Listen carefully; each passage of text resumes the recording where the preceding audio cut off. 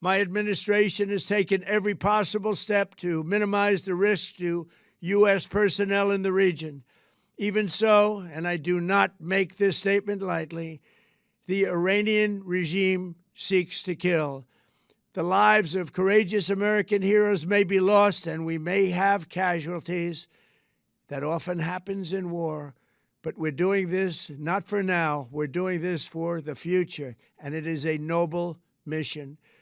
We pray for every service member as they selflessly risk their lives to ensure that Americans and our children will never be threatened by a nuclear-armed Iran. We ask God to protect all of our heroes in harm's way. In case you missed it, dude did the Lord Farquaad meme in real life. Well, some of you may die, but that's a risk I'm willing to take. Talking about the frickin' war in Iran. Earlier today, CENTCOM shared the news that 3 U.S. military service members have been killed in action. As one nation, we grieve for the true American patriots who have made the ultimate sacrifice for our nation, even as we continue the righteous mission for which they gave their lives. We pray for the full recovery of the wounded and send our immense love and eternal gratitude to the families of the fallen. And sadly, there will likely be more. Before it ends, that's the way it is.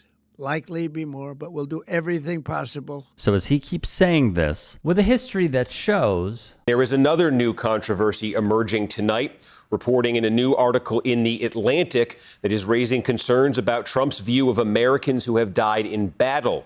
The article begins with Trump's decision to abruptly cancel a 2018 visit to a cemetery near Paris where Americans who were killed in a World War I battle are buried.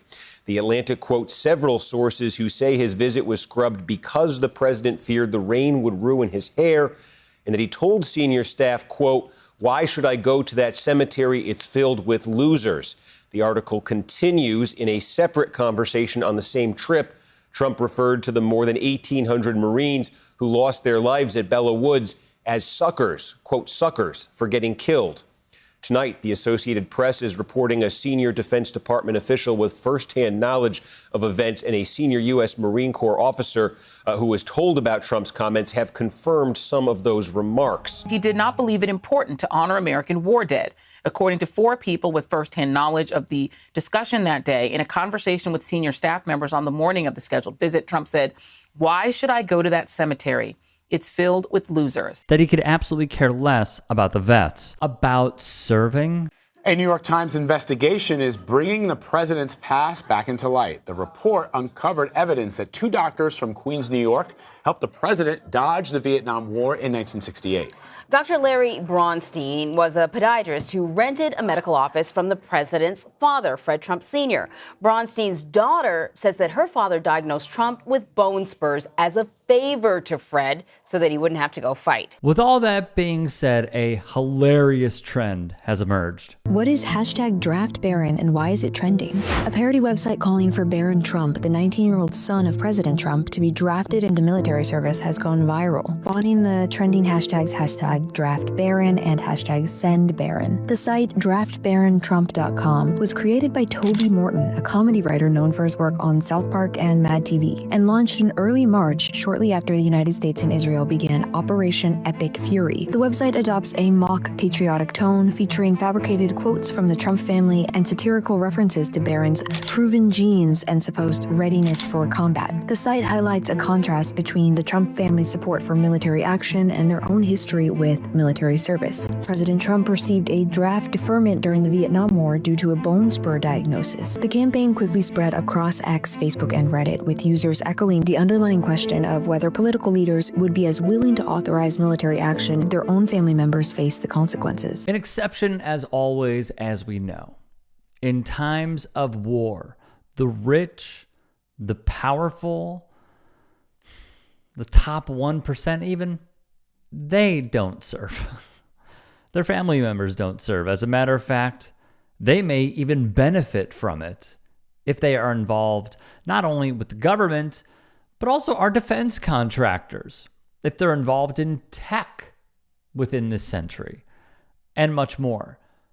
We know this, and they know it too. Trump comes out to Fortunate Son, written by the lead singer and founder of Creedence Clearwater Revival, John Fogerty. The man himself would say of the track, and I quote, "The song speaks more to the unfairness of class than war itself. It's the old saying about rich men making war and poor men having to fight them." It is remarkable that Donald Trump continues to come out to the song. And I think of this one of two ways, and then I want to get into another quote here. The first is, he doesn't know what it means, and he just likes the sound of it, or he is so evil that he knows the MAGA base, the hardcores that attend those rallies, don't know what it means, and he's playing in their faces in like this weird satanic fetish. I really am undecided, but it's one of the two. Paul Sexton would add, Fortunate Son has continued to be a clarion call for social justice, but at the same time, it has been repeatedly misinterpreted. Here we go. For example, the song's theme of privilege among those born silver spoon in hand who were able to leave the fighting to others was misappropriated by Trump's presidential campaign. Fogerty would write them basically saying, stop playing this. But I will tell you, Jesse the Body Ventura, former WWE wrestler, a man who wanted to unionize the wrestlers until Hulk Hogan stabbed him in the back and outed him, according to Vince McMahon, when he was under penalty of perjury. He admitted it. Ventura, the former Minnesota governor, had quite a take that you should see. Let me ask this. Do you know, has anyone in the Trump family ever served? I'm glad you asked. Anyone. I'm glad you asked. Not to my knowledge. And I would also underscore that Barron is of age right now. His son could serve if he wants to bring troops into Venezuela or Cuba or any other number of places. His son is of age, and there is a rise of, I think, a new generation of chicken hawks that haven't had families of service and honor like your family. But the chicken hawks are back, Jesse. Oh, yeah. You know what I've always said? You know how you got to vote to go to war, supposedly?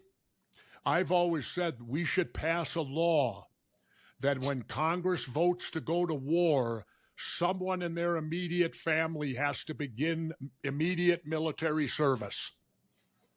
If they vote yes to go to war, then someone in their family, because I'm sick and tired of the Vietnam stuff, where not one elected official had a kid over there, or you got Donald Trump and his old man Fred. You know, the other day they came out with his medical report. You hear that, where they said he's healthier than Obama? Really? I would have said, well, what happened to the bone spurs? I mean, you had bone spurs that kept you from military service. They don't just disappear magically. And to that, I say 1,000% yeah. If you can and are willing, please become a paid member here at TYT Sports. And or go to tyt.com/join. In addition, you can follow me on Twitter, Instagram, and TikTok. Appreciate it. Have a great day.